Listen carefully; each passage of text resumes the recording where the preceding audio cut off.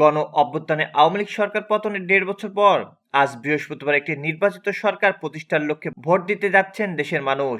একই সঙ্গে গণভোটের মাধ্যমে সংবিধানে বেশ কিছু মৌলিক পরিবর্তন আনার প্রস্তাবের পক্ষে বিপক্ষে হানা ভোট দিয়ে মতামত জানাবেন তারা। বহুল প্রতীক্ষিত ত্রয়োদশ জাতীয় সংসদ নির্বাচন ও গণভোট আজ। কেন্দ্রে কেন্দ্রে ব্যালট পেপার পৌঁছে গেছে। দেশের বেশিরভাগ কেন্দ্র থাকছে সিসি ক্যামেরার আওতায়। সকাল 7:30 থেকে বিকাল 4:30 পর্যন্ত 299 আসনে একটানা ভোট গ্রহণ চলবে। সারা দেশে আজ সাধারণ ছুটি, এমনকি শপিং মলগুলো বন্ধ থাকছে। আজকে বহুল প্রতীক্ষিত ভোটে বিএনপি, জামাত ইসলামী, জাতীয় নাগরিক পার্টি ও ইসলামী আন্দোলন বাংলাদেশ সহ 50টি দল অংশ নিচ্ছেন। প্রতিদ্বন্দ্বী প্রার্থীর সংখ্যা 2028 জন। রাজনৈতিক দলের প্রার্থী 1755 ও স্বতন্ত্র রয়েছে 273 জন।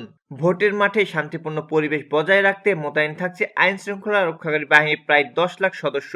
এর বাইরে সশস্ত্র বাহিনীর সদস্য, আইন শৃঙ্খলা রক্ষাকারী বাহিনী, নির্বাহী ও বিচারিক হাকিম নির্বাচনী মাঠে রয়েছেন। অবাধ ও সুষ্ঠু ভোট গ্রহণে সবকিছু কঠোরভাবে নজরদারি করছেন নির্বাচন কমিশন। এজন্য ইসিতে নিয়ন্ত্রণ কক্ষ খোলা রয়েছে।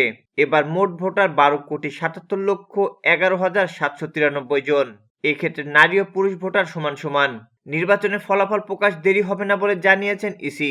প্রবাসী ও দেশের মোট পোস্টাল ব্যালটে ভোট দিয়েছেন 11,63,000-এর বেশি ভোটার। নির্বাচন বিশ্লেষকদের মতে নির্বাচনের ফলাফল নির্ধারণে ফ্যাক্টর হয়ে দাঁড়াবে 4.5 কোটি তরুণ ভোটার। 2008 সালের পরে এবারই প্রথম বেশিরভাগ ভোটার ভোট কেন্দ্রে যাবেন বলে প্রত্যাশা ইসির। এদিকে কার্যক্রম নিষিদ্ধ আওয়ামী লীগ নেতাকর্মীরা বলছে নির্বাচন অংশগ্রহণমূলক হচ্ছে না। ইসি ভোট গ্রহণে প্রস্তুতি নিয়েছে, ভোটাররা প্রস্তুত।